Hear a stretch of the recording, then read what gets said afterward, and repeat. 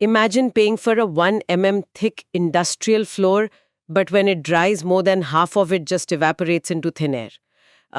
आज के इस डीप डाइव में हम गुजरात के इंडस्ट्रियल इपॉक्सी फ्लोरिंग मार्केट के एक बहुत ही दिलचस्प प्राइसिंग इल्यूजन को डीकोड कर रहे हैं। हाँ, ये काफी हैरान करने वाला टॉपिक है। राइट मतलब एक तरफ प्रीमियम फ्लोरिंग के रेट 70 से 120 रुपए के बीच है और वहीं कुछ लोग 30 से 40 रुपए में 1 mm इपॉक्सी देने का दावा कर रहे हैं। बिल्कुल।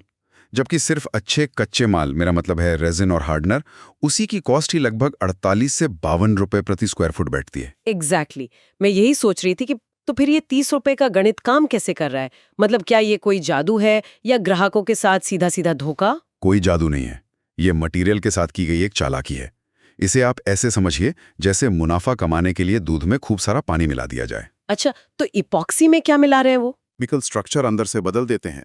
सस्ते कॉन्ट्रैक्टर्स महंगे रेजिन की जगह सस्ता पाउडर, सैंड या फिलर्स मिला देते हैं। ओहो, फिलर्स। हाँ, वॉल्यूम तो बढ़ जाता है, लेकिन मिक्सचर इतना गाढ़ा हो जाता है कि उसे आसानी से फैलाने के लिए उन्हें ज़ाइलीन जैसे सॉल्वेंट्स का भारी इस्तेमाल करना पड़ता है। वेट, ज़ाइलीन मतलब थिनर? हाँ, थिनर। और यहाँ सबसे दिलचस्प बात यह है कि थिनर मिलाने से लिक्विड ज्यादा फैलता तो है, लेकिन एपॉक्सी की मजबूती 35% तक गिर जाती है। 35%? If they are diluting it with thinner, what happens when that thinner evaporates? Doesn't the floor shrink?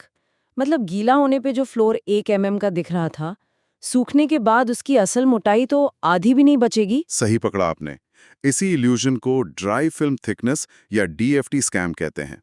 Solvent हवा में उड़ जाता है और पीछे छूटती है एक बेहद पतली और कमजोर लेयर। 8% सिर्फ हवा निकलती है। बहुत सही तुलना की आपने। राइट और 35% मजबूती कम होना मतलब एक इंडस्ट्रियल फ्लोर का तो पूरा पर्पस ही खत्म हो गया। और सोर्स से ये भी पता चलता है कि लगाने के तरीके के नाम पर जो 30 रुपए में मिल रहा है वो असल में कोई रियल सेल्फ लेवलिंग फ्लोरिंग नहीं है। बिल्कुल नहीं है।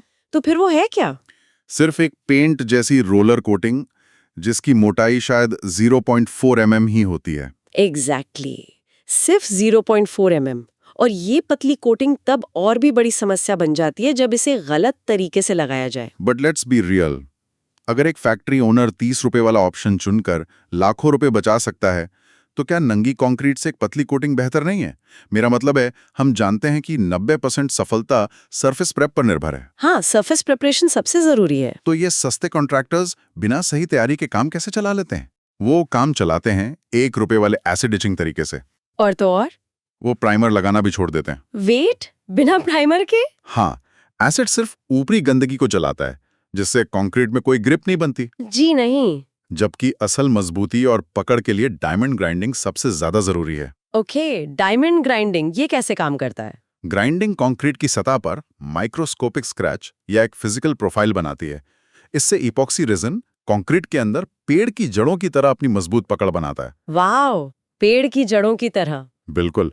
अगर ग्राइंडिंग और सही प्राइमर नहीं है तो वो 0.4 mm की कोटिंग बस सतह पर तैर रही है। तो मैं यही सोच रही थी कि भारी इंडस्ट्रियल मशीनरी और फॉर्कलिफ्ट के गरम टायरों के नीचे इस तैरती हुई पतली कोटिंग का क्या हश्र होता होगा। बिना मजबूत पकड़ और पर्याप्त मोटाई के ये फ्लोरिंग बहुत जल्दी डिलैमिनेट होने लगती है।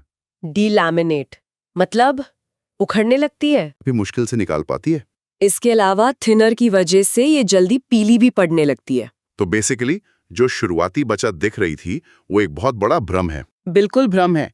अगर आप रिटर्न ऑन इन्वेस्टमेंट यानी ROI देखें तो 100 रुपए से ऊपर वाली 1 से 5 mm मोटी प्रीमियम सेल्फ लेवलिंग फ्लोरिंग आराम से 15 साल तक टिकती है। Make sense. सस्ती फ्लोरिंग में बार बार रिपेयर करवाने और फैक्ट्री बंद रहने का जो डाउन टाइम नुकसान है वो बहुत ज्यादा होगा। यही आज के डिस्कशन का सबसे बड़ा टेक अवे है। स्पष्ट निष्कर्ष ये है कि अगर जगह ऐसी है जहां सिर्फ लोगों के पैदल चलने का काम है तो एक बार को सस्ती रोलर कोटिंग ठीक हो सकती है। बट भारी इंडस्ट्रियल काम के लिए प्रीमियम फ्लोरिंग ही सही है। बिल्कुल। ग्राहकों को कॉन्ट्रैक्टर से हमेशा 100% सॉलिड इपॉक्सी और टेक्निकल डेटा शीट यानी TDS मांगनी चाहिए ताकि वो धोखा ना खाएं। राइट, ट्रांसपेरेंसी बहुत जरूरी है। थिकनेस के स्कैम से बचना ही सबसे बड़ी समझदारी है।